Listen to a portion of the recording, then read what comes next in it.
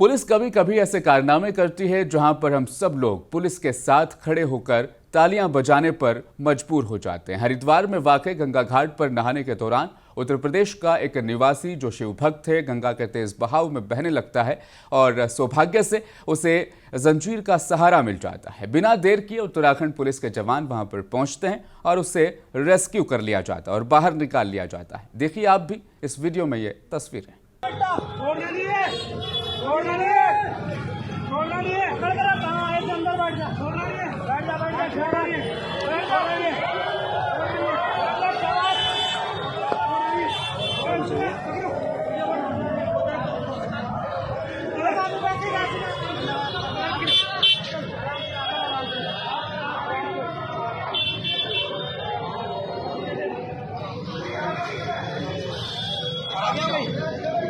बोले क्या नाम हुआ? भाई नारा भाई, हाँ वहाँ से आया भाई।